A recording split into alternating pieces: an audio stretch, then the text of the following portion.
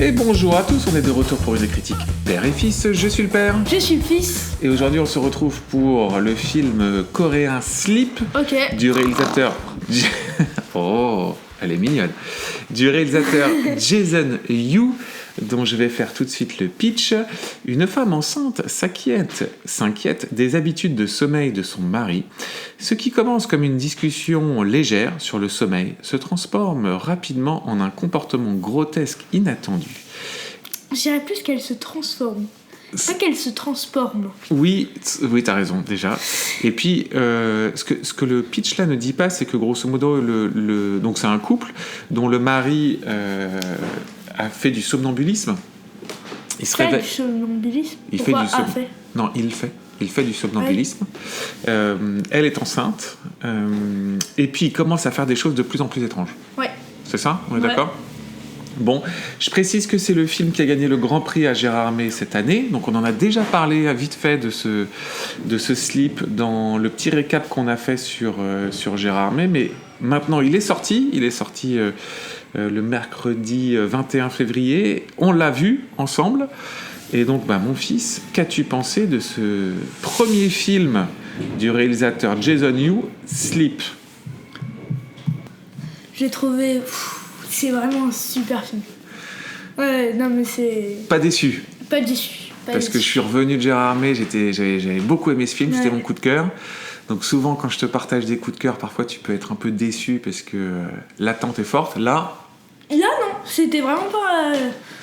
J'étais vraiment pas déçu. T'étais vraiment pas déçu. Bon. Un très très bon film. Un très bon film. Et moi aussi, je trouve que c'est un très bon film. Et je trouve que c'est un film assez original. Est-ce que t'es d'accord là-dessus ? Oui. Oui. Donc je partage une anecdote. Quand on a vu la séance à Gérardmer... Que t'as déjà partagé sur l'autre. Que j'avais déjà partagé ? Ouais. Du coup, je la répète. Le réalisateur présentait le film et puis il expliquait que les premières personnes qui avaient vu le film lui avaient dit qu'en fait il avait réalisé un feel-good horror movie. Et je trouve que ça décrit quand même très bien le film, on est d'accord ? Ouais, je suis d'accord. Et c'est très étonnant parce que c'est un vrai film doux, drôle, romantique sur un couple qui est très sympa et en même temps c'est un vrai film d'horreur. Est-ce que c'est soft ? C'est un film d'horreur soft. C'est un film d'horreur soft, ça je suis d'accord avec toi, mais malgré tout c'est un vrai film d'horreur. Oui. Il y a des vraies séquences de trouille. Non. Enfin, t'as des jumpscares, t'as des choses qui... T'as pas de jumpscares ? Si, t'en as quelques-uns. Non. Alors, je peux t'assurer que si. Je peux t'assurer que non. Si, il y en a quelques-uns. Mais en même temps, t'as tout un ton d'une sorte de comédie romantique qui est quand même assez... Et le mix des deux est assez particulier, non ? Oui. Bon. Mais donc, je te propose qu'on bascule tout de suite sur le scénario du film. Donc sur cette histoire de jeune couple qui attend un bébé. Elle, on ne sait pas trop ce qu'elle fait comme boulot ? Non. Oh, elle fait grosso modo... Je crois qu'elle est dans une entreprise. Oui. Parce qu'on l'a déjà vu, elle expliquait un truc et tout, donc je crois qu'elle est dans une entreprise... Elle fait un job de bureau, quoi. Ouais, c'est ça. C'est ça. Et lui, c'est une sorte de petit acteur qui joue des rôles tertiaires. On voit à un moment donné une scène dans laquelle il joue un garde du corps au fin fond de la scène. Mais tu comprends que c'est un tout petit acteur. Et donc, ils vont avoir un enfant. Et puis d'un coup, là, ça démarre, le film démarre là-dessus.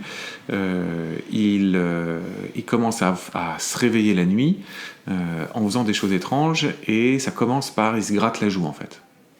Hein, de manière jusqu'à ce... non mais ouais, il se gratte jusqu'au sang quoi, un truc vraiment compliqué.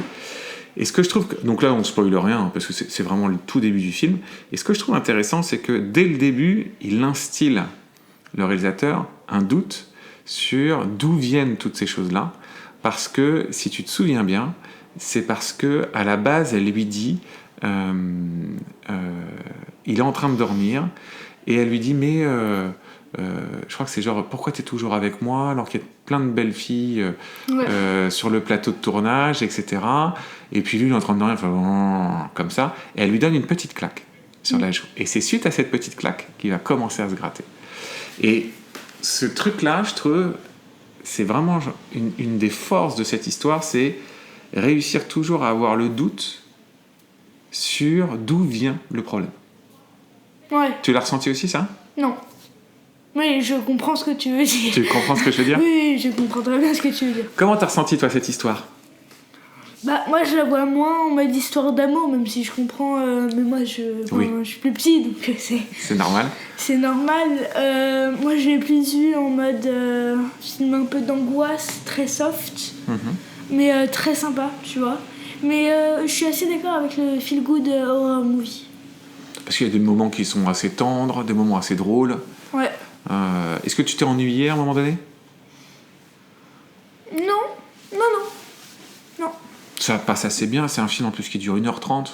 Donc, oui, c'est pas plus. Il est nickel, je trouve, au niveau du rythme. Il n'y a pas un moment donné où on s'embête. Non. Et puis en plus, c'est presque un huis clos, parce que 90% du film se passe dans le même appartement. Un appartement dans lequel il y a un salon, une chambre, donc on peut... Des toilettes. Et des toilettes.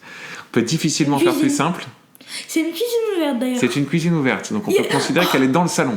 On est d'accord que pendant le film, ils ont ouvert le frigo. J'ai fait oh, le frigo il est énorme. Oui, c'est vrai. Dans le film, j'ai fait ça. On est d'accord. C'est tout à fait vrai. Ils ont un énorme frigo. Avec 2 portes. Avec 2 portes. Non, mais c'est trop bien. Ce qu'on appelle un frigo américain. Ouais, bah, on va avoir un frigo américain. Il faut qu'on ait plus de place pour avoir un frigo américain. Parce que ça prend beaucoup de place. J'étais impressionnée par ce frigo. Ok. C'est bien, je trouve. Ouais. Voilà. Du coup, tu as découvert une nouvelle forme de frigo. Et ça t'a trotté dans la tête toute une partie du film. N'empêche, ce frigo, il sert. Hein, oui. C'est un élément important du film, dont on ne spoilera pas. Ouais. On est d'accord? Est-ce que tu veux dire autre chose sur les thématiques du film? Non. Moi, je trouve que, pour conclure sur le scénario, je le trouve faussement simple. Je pense que c'est un scénario qui est plus recherché qu'il n'y paraît. Et Après, je pense pas qu'il soit aussi... Je vois ce que tu veux dire, mais je suis pas sûre qu'il soit vraiment très très compliqué non plus. Non, je dis pas compliqué, mais je dis que c'est une histoire faussement simple, dans le sens où il y a beaucoup de sous-textes. C'est un film qui a beaucoup de sous-textes, sur les principes du couple, et aussi sur l'arrivée d'un enfant.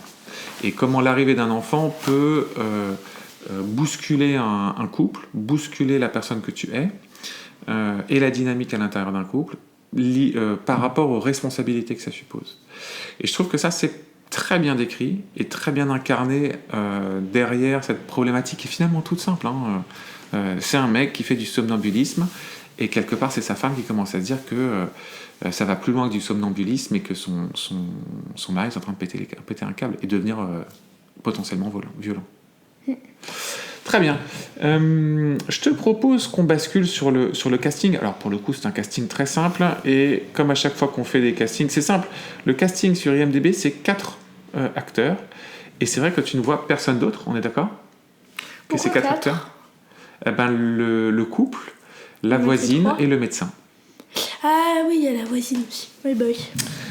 Donc je te laisse faire le casting. Vu que c'est un casting coréen, fais-toi plaisir. Donc, il y a Kim Guk-hee qui interprète Min Jeong. Min Krang.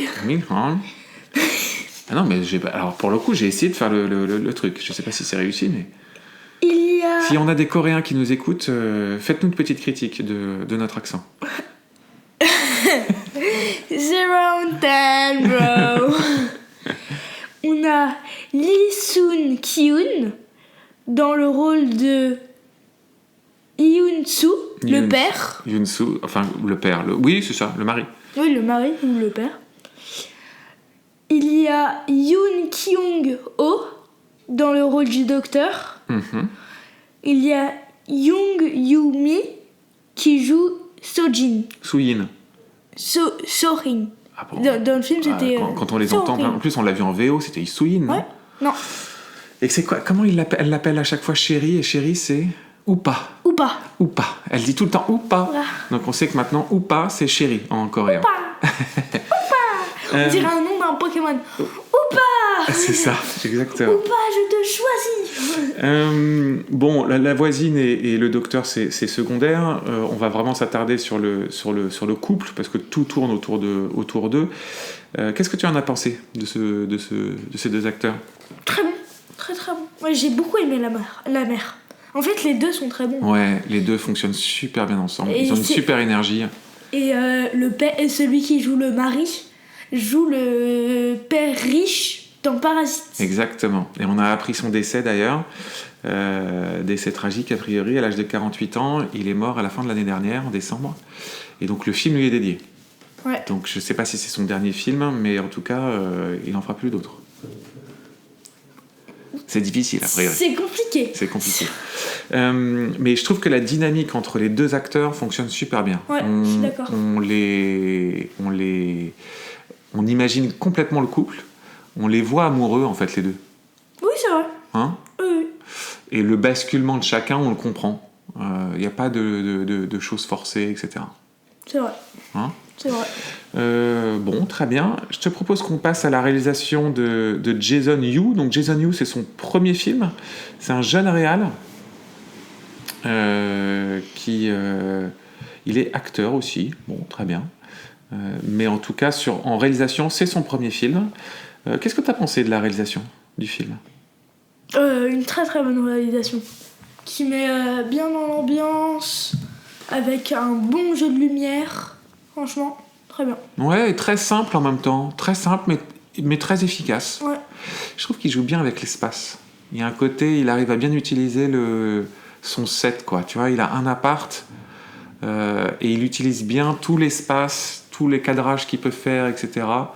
Tu te sens pas enfermé dans cet appartement. Non. Malgré que ça a dû être un casse-tête bien compliqué de se renouveler pendant filmer, 1h30. Pendant 1h30, filmer le même truc. Avec les caméras qui sont partout. Ah, après, je pense que c'était un studio. Oui. Donc, bon, ça va. Oui. Est-ce que c'était un studio ? Ah oui, c'est sûr que c'est un studio. Pour un décor comme ça, tu prends un studio. C'est beaucoup plus simple. Comme ça, tu peux gérer la lumière beaucoup mieux. Tous les placements de caméra, etc. Tu t'embêtes pas à louer un appart et à filmer, sinon c'est trop chiant. Okay. Parce que tu peux faire disparaître les murs. C'est pour ça d'ailleurs qu'il y a un côté de l'appartement que tu vois pratiquement jamais. Le côté avec la baie vitrée, tu la vois pratiquement jamais. Tu vois constamment le truc sous un... Enfin, 80% des plans sont sous un angle. Je dirais moins quand même, 60%. Plus que 80. 80, c'est vraiment beaucoup. Écoute, je te dirais 67, mais c'est mon dernier mot. Je capte pas cette blague parce que j'ai quand même bien régressé. T'as quand même bien régressé. C'est pas comme si j'avais dit 79. Ah bah là, j'aurais pas pu... Si je te dis 80 et que tu dis 79, ça va être difficile. Je dis 79 et demi. Bon, trêve de plaisanterie. Mauvaise plaisanterie. Je trouve que c'est bien troussé, c'est bien fait. Il y a pas d'esbrouf. Parce que souvent, d'esbrouf. Il y a pas de... C'est pas un film qui est très stylisé.